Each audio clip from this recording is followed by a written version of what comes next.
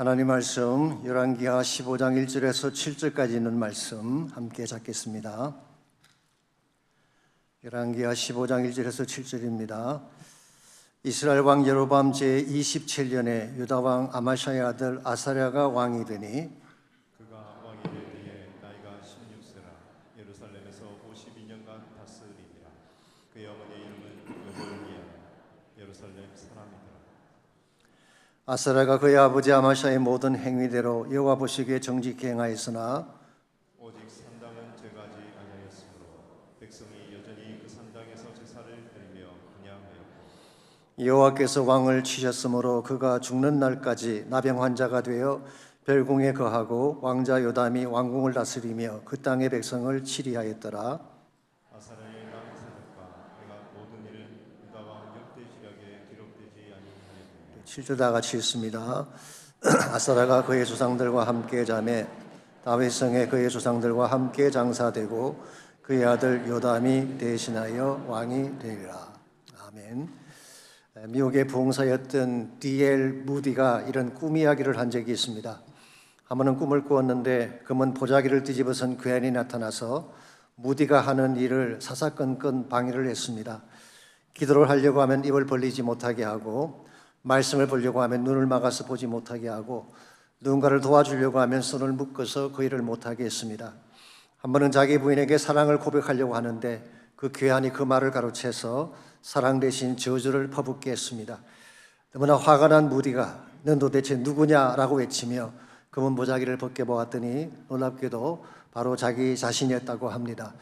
우리는 흔히 외부에서 공격해오는 적들 때문에 인생이 힘들고 무너진다고 생각하지만 사실은 그렇지 않습니다.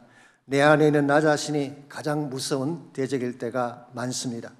나의 욕망, 나의 왜곡된 편견, 나의 강한 자아의식이 하나님의 은혜를 가로막고 나의 인생을 엉뚱한 방향으로 끌고 갈 때가 많은 것입니다.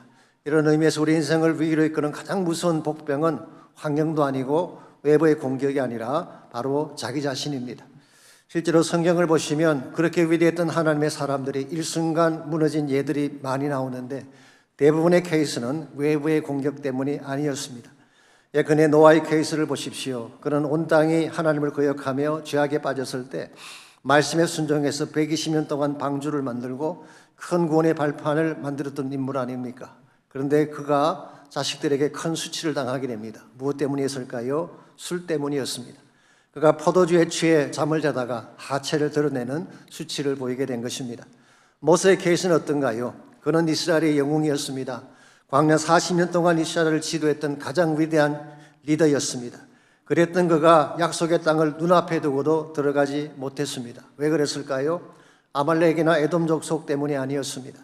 분노를 참지 못하고 반석을 2번이나 내리쳤던 자신의 분노 때문에 가나안 땅에 들어가지 못한 것입니다. 아니 이스라엘 역사상 가장 위대하다고 하는 성군 다윗의 케이스는 어떨까요? 여러분, 다윗을 무너뜨린 주범은 사울 왕이 아니었습니다. 블레셋도 아니었습니다. 광야의 고난의 길도 아니었어요. 그가 사울에 쫓겨다니며 광야 생활을 할 때 먹지 못하고 굶주렸지만 오히려 경건했죠. 그때 가장 깊은 찬양을 하나님께 올려드렸습니다. 그러나 나라가 안정되고 모든 것이 부유해졌을 때 그는 자기 부하의 아내를 취함으로 자기 가정에 피바람이 불게 되고 왕국 전체가 붕괴되는 위기까지 가게 됐습니다. 무엇이 다윗을 이처럼 몰락하게 만들었을까요? 자기 내면에 숨어있던 정욕이라고 하는 복병 때문이었습니다. 이런 의미에서 참으로 무서운 적은 드러난 대적이 아니라 내 안에 숨어있는 복병인 것입니다. 언제 어디서 어떻게 공격의 화살을 당길지 모르기 때문에 보이진 않지만 우리 안에 존재하는 대적, 그것은 가장 경계해야 될 복병이 아닐 수가 없습니다. 우리 안에 내재하면서 언제 우리를 무너뜨릴지 모르는 가장 무서운 복병이 무엇인지 아십니까? 성경은 그것을 교만이라고 표현하고 있습니다. 교만이라고 하는 것은 하나님 자리에 자신을 앉히려는 시도이기 때문에 영적으로 가장 치명적이며 가장 무서운 결과를 낳는 독소가 되는 것입니다. 창세기 3장에 보시면 최초 인간이 범죄하는 내용이 나오는데요. 범죄한 내용 자체는 선악과를 따먹은 불순종이었습니다. 그런데 이 불순종하게 된 근본 동기가 무엇이었을까요? 창세기는 이렇게 기록합니다. 눈이 밝아져서 하나님과 같이 되리라는, 즉 교만이 모티브가 되어서 선악과를 따먹게 된 것입니다. 더 원천적으로 쓸어 올라가서 사탄을 사탄되게 한 근본 이유가 무엇일까요? 하나님과 같아지려고 하는 잘못된 시도 때문이었습니다. 에스겔 28장 말씀에 하면은 그는 원래 기름 부음을 받은 덮는 그룹이었다고 했습니다. 즉 하나님 보좌 곁에 물면서 하나님의 영광을 덮는 존귀한 천사장 중에 하나였습니다. 보석처럼 빛나고 아름다운 존재였다고 성경은 묘사하고 있습니다.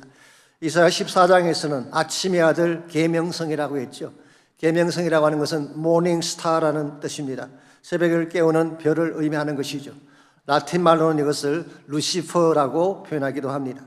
그랬던 가장 빛나고 아름다운 계명성과 같았던 이 천사장이 왜 몰락하게 됐을까요? 가장 높은 구름 위에 올라가서 지극히 높은 자, 즉 하나님과 비교하려고 시도했기 때문에 그런 것입니다. 이런 의미에서 교만이라고 하는 것은 모든 죄악의 근원이요 사탄의 본성을 닮은 사악한 마음이기 때문에 이것을 바르게 다루지 아니하면 우리 인생에 어떻게 몰락할 수 있을지 모르는 것입니다. 그래서 성령의 삶 저자인 로버트 맥퀴킨 박사는 이것을 모든 죄의 탭 루트, 근본 뿌리라 그렇게 표현을 했습니다.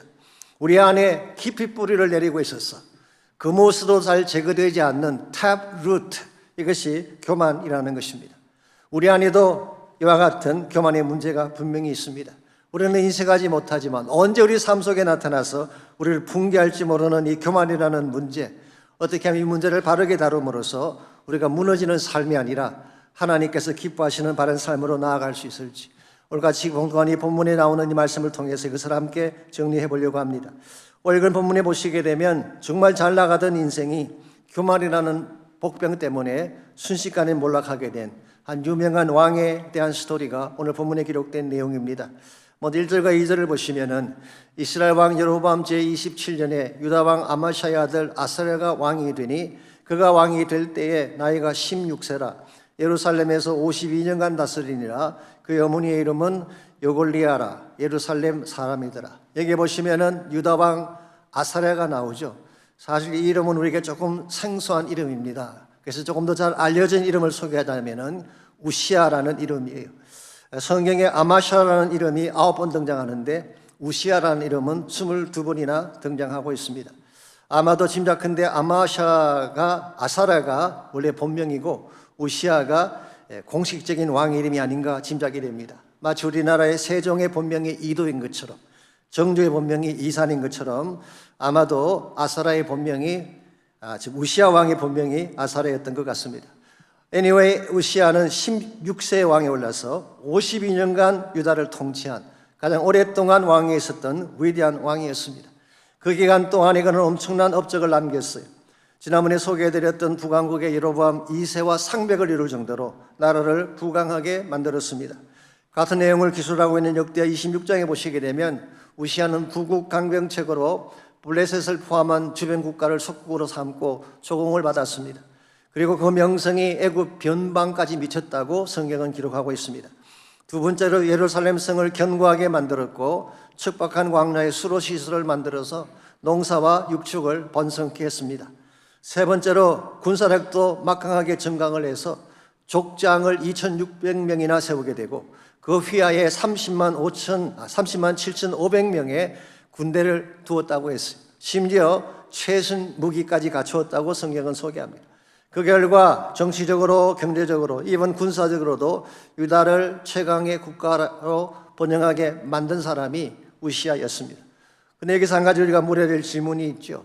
우시아가 이처럼 큰 형통을 이루게 된 근본 원인이 무엇인가라는 질문입니다.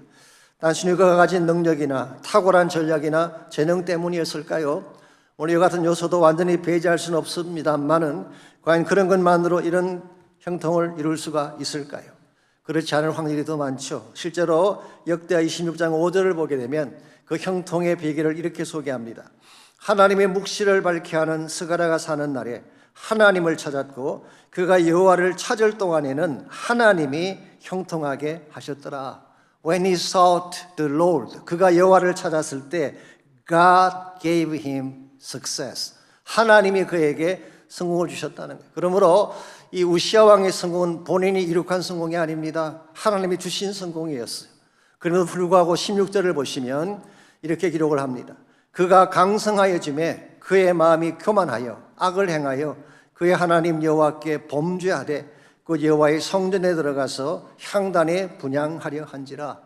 이와 같이 하나님이 성공을 주셨는데 성공한 이 우시아가 무슨 일을 행했다는 것입니까? 마음이 교만한 나머지 하나님께 범죄를 했다고 했습니다.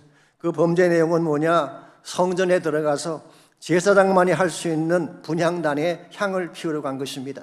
여러분, 이것은 월권행위이고 거룩한 성소를 불경하게 만드는 나쁜 행위인 것입니다. 그럼에도 불구하고 이것을 제사장이 만류했을 때에 그는 화를 냈습니다.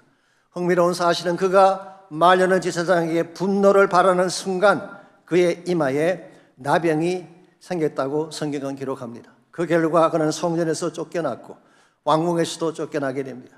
그리고 죽는 날까지 별궁에 격리되어 살다가 고독하게 세상을 떠나고 말았다고 성경은 기록합니다. 무엇이 그토록 강성했던 우시아를 이와 같이 초라하게 몰락시켰을까요? 자신의 내면 속에 잠재하고 있던 교만 때문이었습니다. 그래서 NIV 성경은 이렇게 표현했어요. His pride led to his downfall. 그의 교만한 마음이 그를 다운폴로 안내했다.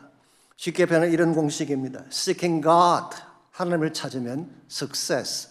Seeking self-pride, 자기의 교만을 추구하게 되면 downfall. 이것이 바로 오늘 본문이 제시하는 바로 하나님의 공식이라고 할 수가 있습니다. 여러분, 교만은 우리를 하나님과 격리시킵니다. 교만은 우리를 이루게 했던 모든 성공을 한순간에 무너뜨리고 단절과 고독과 수치 가운데 살게 만드는 가장 흉측한 그와 같은 독소라고 할 수가 있습니다. 그래서 잠언 16장 18절은 이렇게 기록합니다.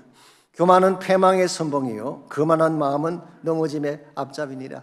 또 메시지 바이블을 봤더니 이렇게 번역을 해놓았어요. First pride, then the crash.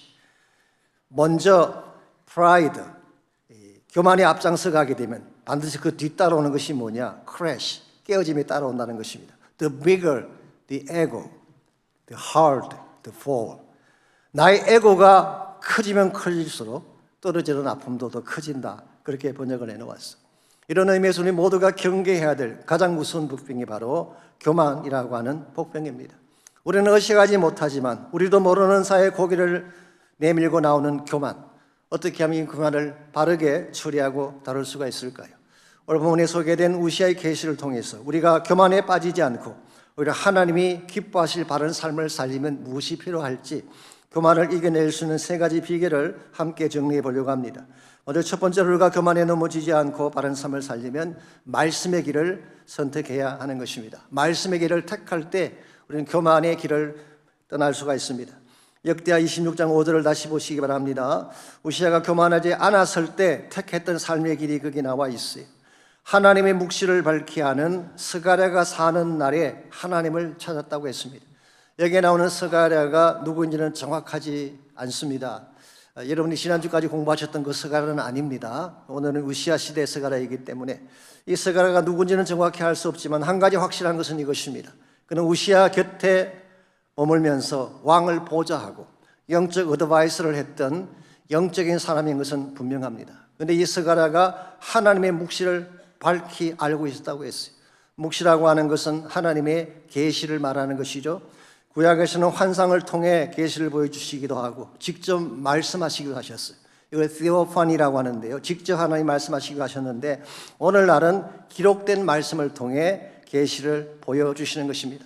그런데 이와 같이 하나님의 묵시를 밝히 하는 하나님의 계시를 밝히 하는 스가랴가 우시아를 가르쳤고 이 스가랴가 살아있는 동안에는 우시아가 묵시의 말씀을 따라 살았던 것입니다. 그 결과 그는 하나님을 구하며 살 수 있었고 그것이 그를 형통하게 한 이유였어요. 그랬던 우시아가 말씀의 길을 떠나는 순간 교만의 길로 나가게 된 것입니다. 오늘날도 마찬가지입니다. 말씀 속에 하나님의 길이 있고 말씀 속에 성공의 비결이 담겨 있는데 이것을 벗어나는 순간 우린 자신을 의지하게 되는 것입니다. 나의 지혜를 자랑하게 되고 나의 두뇌를 내세우게 되는 것입니다. 그래서 하나님 없이 사는 사람은 하나님 없이도 잘 살 수 있다고 큰 소리를 칩니다. 열심히 공부하고 열심히 노력하면 무엇이건 다 할 수 있는 것인데 하나님이 왜 필요하며 말씀이 왜 필요하냐고 반문하는 사람들을 흔히 만날 수가 있습니다. 또한 요즘같이 과학이 발달하고 AI가 등장하는 시대에 무슨 고리타분한 말씀 타령이냐라고 대어드는 젊은 사람들도 흔히 만날 수가 있죠. 그런데요, 과연 인생의 나침판이 말씀 없이도 우리 모두가 건강하고 행복하고 바른 길을 살 수가 있을까요? Maybe not. 제가 지난 주간에 어떤 영상을 하나 봤더니 요즘 한국 교육에 심각한 문제가 있다고 하는 문제를 제기하는 그런 내용의 영상이었습니다. 예전부터 한국의 과외나 학원에 대한 이슈는 많이 등장을 했습니다마는 최근에는 학원에서 7세 의대 준비반이라고 하는 그런 광고가 나왔다고 합니다. 그래서 뭘 가르치는지가 모르겠습니다만 7살짜리 아이를 데려다 놓고 의과대학에 집어넣기 위해 그때부터 입시 준비를 시킨다는 거예요. 참 믿고 싶지 않은 그런 이야기가 아닐 수가 없죠. 인성교육이나 인격교육은 하지 아니한 채 의사만 만들면 그 아들이 잘 살게 될까요? 그건 테크니션이지 생명을 살리는 의사라고 할 수가 없습니다. 참으로 위험하고 우리 아이의 장래를 망치는 잘못된 교육이 아닐 수가 없습니다. 그래서 한국의 어떤 교사 한 분은 이렇게 평가하셨어요. 한국의 16년간 교육, 우리 한국에 16년 동안 교육받아 대학 나올 때까지 그 교육을 MAD 교육, MAD 교육, 지극한 미친 교육이라고 그렇게 평가를 했어요. 근데 사실은 약자입니다. M자는 Memorize, 암기 위주의 교육. A자는 Admission Oriented, 입시 위주의 교육. D자는 Data Manipulation, 계산 위주의 교육.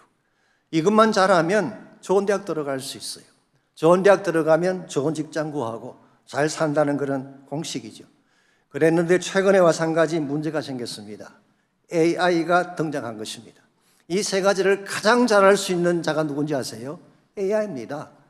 수능 만점 맞는 사람이라도 AI를 당할 수는 없어요.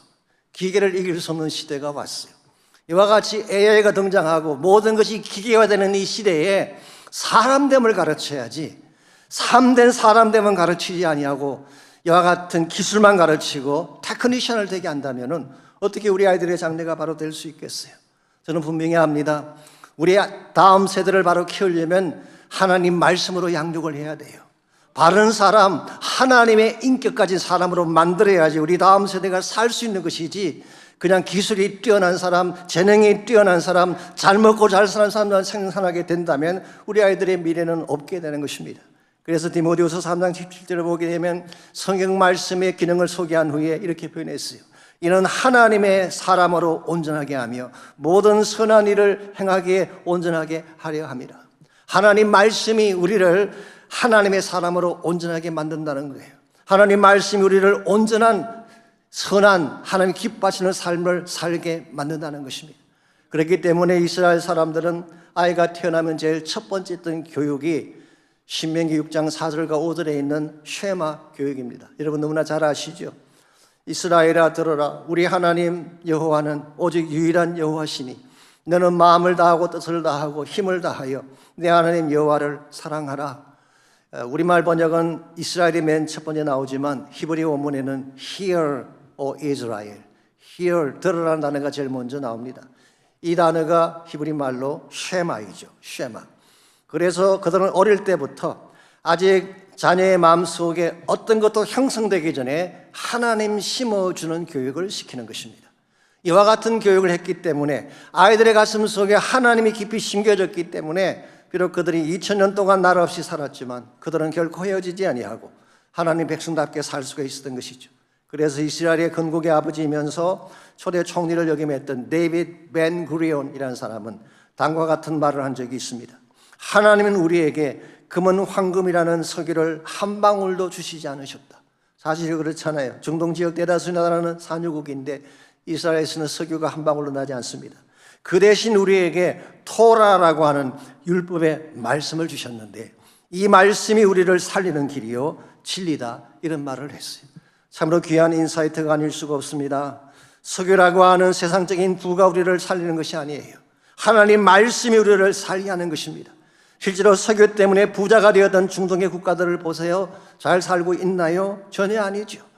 혼란과 전쟁과 가난 가운데 신음하는 현실을 우리 모두가 보고 있지 않습니까? 그러므로 정말 반듯한 인생, 하나님이 기뻐할 바른 삶을 추구하기를 원한다면 말씀의 길로 돌아와야 하는 것입니다. 말씀의 길로 돌아올 때 우리가 바른 궤도를 떠나지 않게 되고 그 결과 우리의 삶도 부유하게 되고 우리 자녀들의 앞날도 아름답게 하나님이 보장해 주시는 것입니다. 이런 면에서 우리가 교만의 길을 선택하지 않으려면 1차적으로 해야 될 일이 말씀의 길을 택하는 것입니다. 두 번째로 교만에 넘어지지 않고 바른 삶을 살리면 자신의 위치를 지켜야 됩니다. 제가 말씀드린 것처럼 사탄이 타락하게 된 근본 원인이 뭐라고 했죠? 자기 위치를 떠난 것입니다. 사탄은 피조물입니다. 아무리 천사장이라고 해도 피조물인데 피조물이 창조자이신 하나님의 자리까지 올라가려고 한 것, 이게 바로 교만의 핵심이라고 할 수가 있습니다. 오늘 본문에서 우시아가 범했던 실수도 동일한 내용입니다. 자신의 위치를 벗어난 것입니다. 하나님은 그를 왕으로 세우셨지 제사장으로 세운 것이 아니었습니다. 그래서는 왕으로서 마땅해야 될 직무만 감당하면 되는 것인데 그는 그렇게 하지 않았어요. 16장 역대 26장 16절 다시 한번 보겠습니다. 그가 강성하였음에 그의 마음이 교만하여 악을 행하여 그의 하나님 여호와께 범죄하되 그 여호와의 성전에 들어가서 향단에 분향하려 한지라. 여기서 여호와께 범죄했다고 했는데요, 킹 제임스 버전에서는 transgressed against the Lord, 여호와 하나님께 transgress했다. 이 transgression이라는 단어는 넘어서는 안 될 선을 넘는다 그런 뜻입니다. 하나님이 딱 규정해 주신 선이 있는데 그 선을 넘어가는 것을 transgression이라고 하는 것입니다. 우시아의 경우는 성전에 들어가서 분향한 것을 의미하는 것입니다. 이 분향단이라고 하는 것은요, 성소 안 휘장 바로 앞에 있는, 이건 제사장만이 들어갈 수 있는 영역이고 제사장만이 핸들할 수 있는 것인데 왕이라고 해서 그는 그곳에 들어가려고 한 것입니다.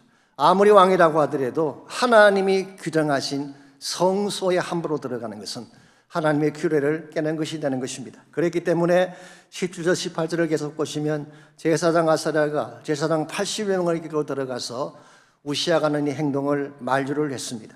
우시아여, 여호와께 분향하는 일은 왕이 할 바가 아니요 오직 분향하기 위하여 구별함을 받은 아론의 자손 제사장들이 할 바니 성소에서 나가십시오. 이 말을 듣고 우시아가 나갔더라면 참 좋았을 뻔했는데 우시아는 그렇지 않았어요. 오히려 어떤 반응을 보였는지 아십니까? 19절에 보시게 되면 우시아가 손으로 향로를 잡고 분향하려 하다가 화를 내었다고 했어요. 이건 그냥 화를 낸 게 아니에요. He got furious. 그냥 분노를 터뜨린 것입니다. 아마 이런 메시지일 것입니다. 내가 이 나라 왕인데 감히 누가 내 앞을 가로막는다는 것인가? 여러분, 이 선포 속에는 무엇이 들어있는지 아십니까? 이 본인이 하나님 보다 높은 위치에 있어. 우시아의 마음속에 이미 하나님은 없었습니다. 자기 자신이 하나님이었고 자신의 권위와 자신의 영광만이 남아있는, 이게 바로 우시아가 보였던 치명적인 잘못이고 이것이 교만의 핵심이라고 할 수가 있죠. 그런데 바로 그 순간 그의 이마에 나병이 발생했다고 성경은 기록합니다. 그 결과 그는 하나님이 부어주신 모든 특권들을 다 박탈당하게 됩니다. 성전에서 쫓겨납니다. 하나님과 분리되었죠. 왕국에서도 쫓겨납니다. 지금까지 쌓아올렸던 모든 자신의 업적을 다 몰락시킨 것입니다. 그리고 외딴 별채에 가다가 홀로 쓸쓸하게 죽음을 맞이하고 말았습니다. 여러분, 성공했을 때 잘해야 되는 것입니다. 하나님의 축복을 주시고 존귀한 삶을 주셨을 때 더 낮아지고 더 겸손히 하나님 앞에 엎드려야지. 내가 무엇을 좀 가졌다고 해서 하나님 앞에서 껍적대게 되면 우리도 우시아처럼 될 수가 있는 것입니다. 다행히 저희 교회에는 그런 분이 안 계신다고 저는 믿습니다만은 가끔 직분이나 직책을 받으면 갑자기 목에 힘이 들어가는 사람들이 있죠. 평소엔 그렇지 않은 것 같았는데 직분만 받으면 갑자기 우시아가 되어서 이 권위를 세우려는 분들을 만날 때가 있습니다. 사실 교회 리더가 된다고 하는 것은 섬기는 자가 된다는 뜻이죠.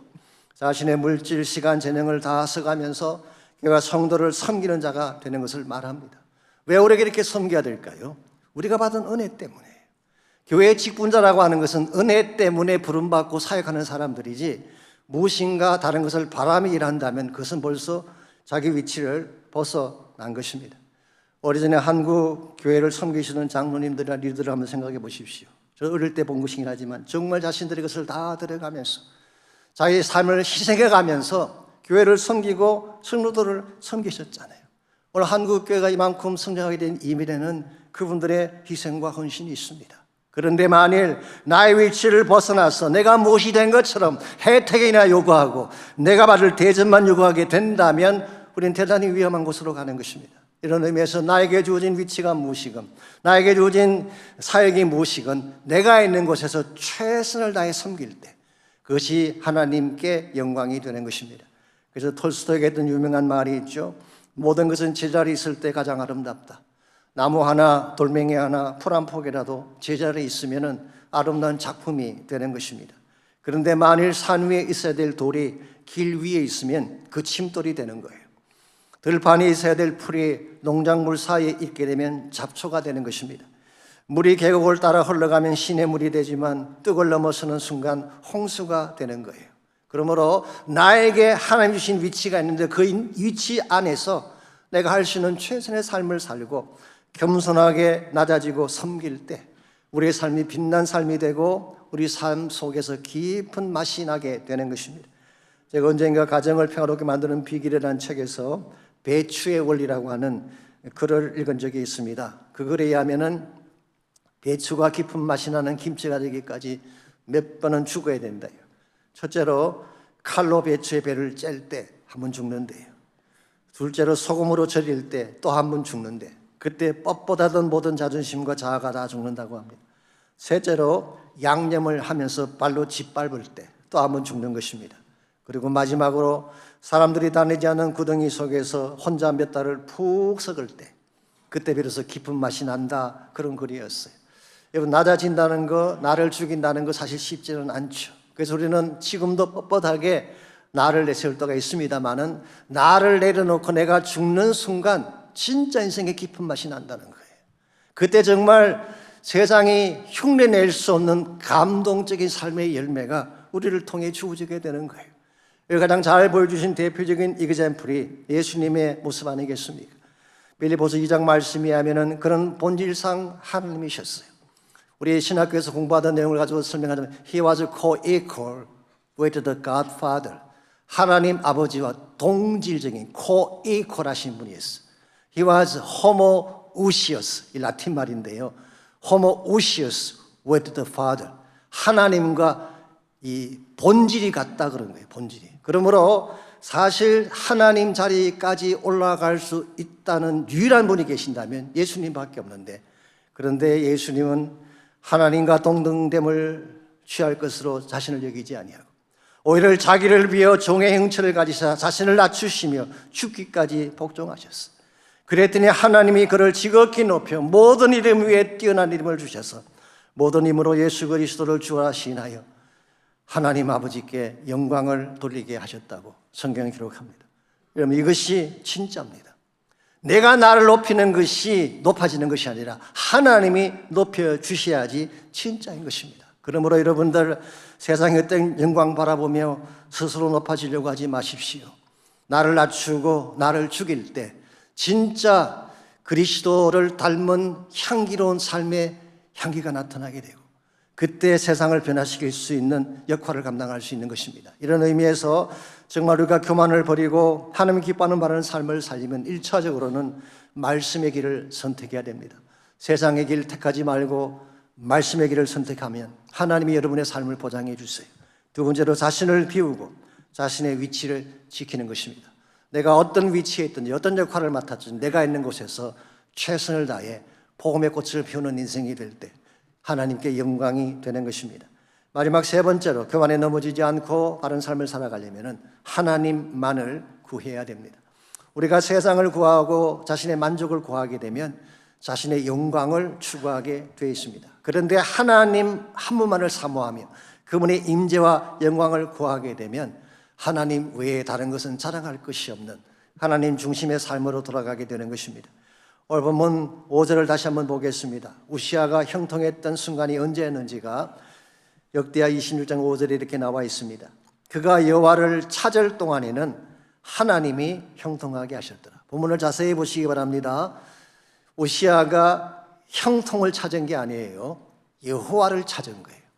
우시아가 형통을 구한 것이 아니라 하나님을 구했더니 하나님이 형통을 주셨다고 기록하고 있습니다. 그러므로 정말 지혜로운 사람은 축복을 구하며 사는 자가 아닙니다. 오히려 그 축복을 주시는 하나님, 모든 축복의 근원 되신 하나님을 구하며 사는 자인 것입니다.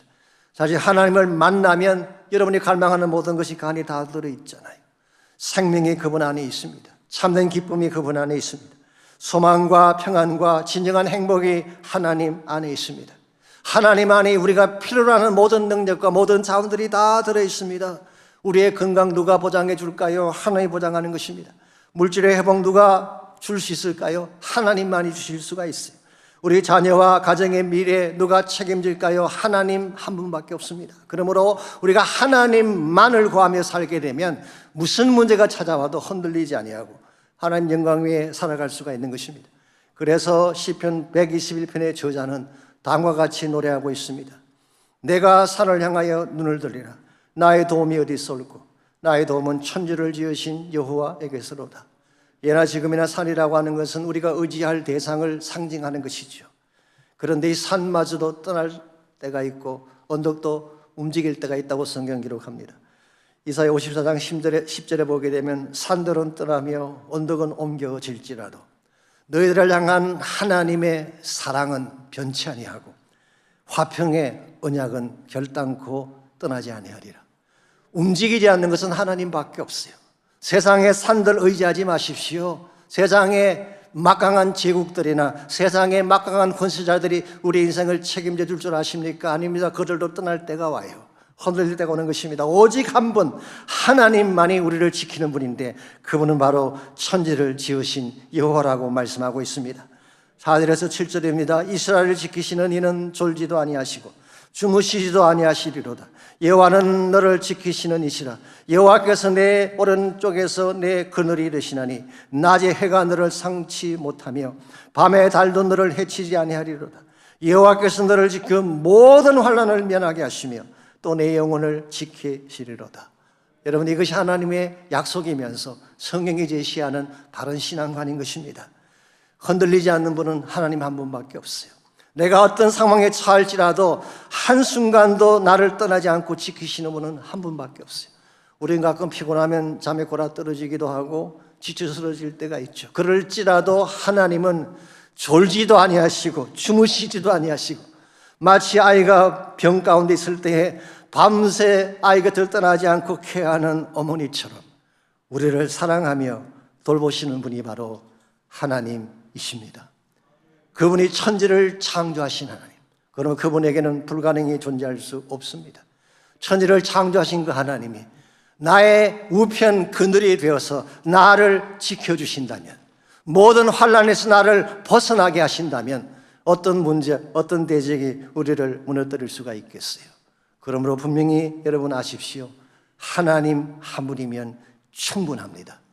다른 건 아무것도 없어도 하나님 한 분이면 우리는 충분한 인생을 살아갈 수가 있게 되고 그 한 분을 만나기만 하면 인생의 모든 문제는 해결이 되는 것입니다. 그러므로 세상 사람들은 자신의 힘을 의지하고 자신의 재능과 능력을 의지하며 살아가지만 여러분과 저는 하나님만을 구하며 살아야 됩니다. 물질 너무 의지하지 마십시오. 세상 권력 의지하지 마십시오. 다 떠나갈 것입니다. 하나님만이, 천지를 창조하신 하나님만이 우리를 지키고 보호하시고 회복하실 유일한 능력자이십니다. 제가 몇 년 전에 받았던 이메일 중에 김의신 박사가 쓴 메일이 있는데요. 김의신 박사는 지금은 은퇴하신 것으로 알고 있습니다만 아시는 대로 텍사스 휴스턴에 있는 유명한 암 전문 병원 그 MD 앤더슨이라고 하는 암센터에서 일하시는 분이시죠. 워낙 유명한 병원이다 보니까 한국이나 전 세계도 유명한 분들이 와서 치료받고 가는 곳이기도 하죠. 근데 이번에 거기서 일하시는 동안에 의학적으로 설명할 수 없는 기적 같은 일을 20분 이상 목격을 했다고 합니다. 이건 저의 말이 아닙니다. 제가 하는 말이라면 또 뻥치나 그럴지 모르겠지만 이 전문가가 하시는 말이기 때문에 이런 믿으셔도 될 것입니다. 한 분은 병원에서 포기하고 호스피스로 옮겨가 죽음을 기다리는 환자 한 분이 계셨는데 한 달이 지나고 두 달이 지나가도 안 돌아가시는 것입니다. 검사를 해보면 암은 그대로 있습니다. 다만 활동을 하지 않는 것입니다. 이분이 난소암 4기인 여자분인데요. 정상인의 수치가 40에서 80이라고 하는데 이분은 800이 넘었다고 합니다. 그러면 거의 끝난 거래요. 근데 신기하게도 시간이 흘러갈수록 점점 수치가 떨어지더니 18년째 살고 계시다고 합니다. 이와 같은 유의 일이 한 번, 두 번이 아니라 20여 차례 있었다는 것이죠. 의학적으로 도저히 설명할 수 없는 일입니다. 그런데요, 이들에게 한 가지 공통점이 있습니다. 자신을 완전히 내려놓고 매일 하나님만 구하며 시간을 보내는 사람들. 어떤 분들은 매일 암을 묵상하는 분들이 있죠. 종일 암만 생각하고 치료가 걱정하고 죽음에 대한 두려움으로 가득 찬 사람들이 있죠. 이런 경우는 거의 다 돌아가십니다. 암을 묵상하면 암에게 지는 것입니다. 암은 우리를 삼키게 되는 것입니다. 그런데 이 모든 걸 다 내려놓고 매일 하나님만 묵상하며 하나님으로 가득 찬 삶을 살았더니 그 신비로운 능력이 치유를 가져오게 한 것입니다. 여러분, 이 하나님을 만나면 여러분에게 주어진 문제가 어떤 차원이라도 다 해결될 수가 있습니다. 그 하나님이 우리 편이 되시고 우편그늘이 되신다면 누구도 우리를 해칠 수가 없습니다. 로마서 8장에서 사도 바울이 고백했던 위대한 고백처럼 If God is for us, who can be against us? 만일 하나님이 우리를 위하시면 누가 우리를 대적하리요? 어떤 사건도 우리를 대적할 수 없습니다. 어떤 질병도 우리를 삼킬 수가 없습니다. 어떤 환경적인 공격도 우리를 무너뜨릴 수 없습니다.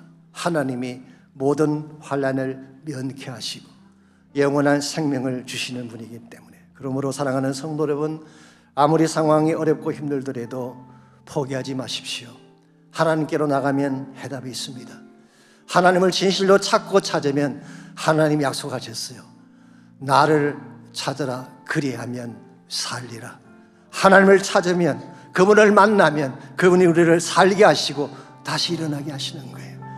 이것을 위해 내일 아침부터 특별 새벽 기도가 시작됩니다. 그저 교회가 행하는 행사라고 생각하지 마십시오. 1년에 한 번밖에 없는 3주간 특별히 하나님을 깊이 만날 수 있는 유일한 기회입니다. Don't miss it out. 절대 놓치지 마십시오. 전 저희 교회는 모든 성도분들이 다 오셔서 이 하나님을 찾고 부르시는 가운데 하나님 만나 뵙고 여러분 마음속에 있는 풀리지 않는 문제들을 해결받고 치유받고 회복되는 역사가 있기를 바랍니다. 우리 힘으로 살 수 없습니다. 은혜 없이는 하루도 살 수 없습니다. 그러므로 내일 새벽 우리 모두가 다 나올 수 있도록 헌신하며 기도하시기를 바라고, 3주간 동안 하나님이 우리 교회 가운데 기름 부어주셔서 다시 한번 교회의 진정한 차원의 부흥의 불길이 일어날 수 있도록 기도해 주시기 바랍니다. 여러분 가정과 여러분의 자녀와 여러분의 앞날을 위해 기도하셔서 하나님 다시 살게 하십시오. 다시 한번 살아나게 하십시오. Revive us again. 다시 한번 살게 해달라고 기도하며 주님께 나가는 시간이 있기를 바랍니다. 우리 다 함께 한 목소리로 결단의 기도, 헌신의 기도 드리겠습니다. 살아계신 하나님 감사합니다. 비록 우리는 연약하고 미약할지라도, 우리 인생의 앞날을 우리는 예측조차 할 수 없을지라도 하나님이 우리 앞서가시며 우리를 지켜주시면 어떠한 대적도 우리를 이길 수 없음을 압니다. 이 아침에 사랑하는 주의 백성들 마음속에 이 하나님 붙잡게 하시기를 원합니다. 하나님을 찾는 자들이 되게 하시기를 원합니다. 나를 찾으라, 그리하면 살리라 약속하신 말씀처럼 주님을 만날 때에, 주님을 찾을 때에 하나님의 생기를 부어주시고 회복의 능력을 부어주시고 치유의 권세를 부어주셔서 모든 주의 백성들이 살아나게 하시고 다시 회복되는 역사가 일어나게 도와주시옵소서.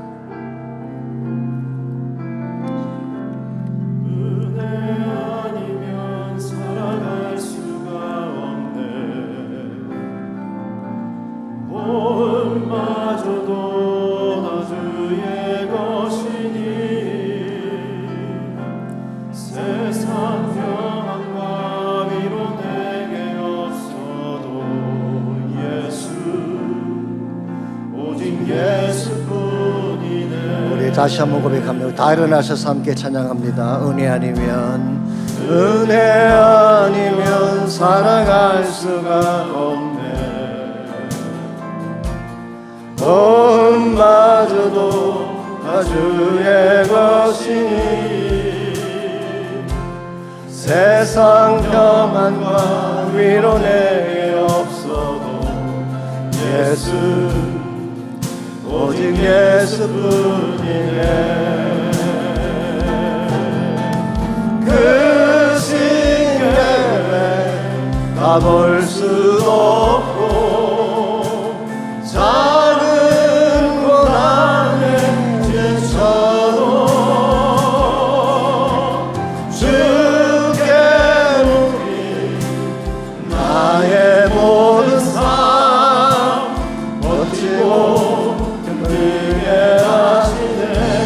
다시 한번 고백합니다. 크신 계획, 크신 계획 다 볼 수도 없고 작은 고난에 지쳐도 주께 묻기 나의 모든 삶 버티고 견디게. 다시 한번 고백합니다. 크신 계획, 크신 계획 다 볼 수도 없고 작은 고난에 지쳐도 주께 묻기 나의 모든 삶 버티고 견디게 하시네. 은혜 아니면 살아갈 수가 없네. 나의 모든 것 다 주께 맡기니 참된 평안과 위로 내주신 주 예수, 오직 예수뿐이네. 예수, 오직 예수뿐이네. 예수,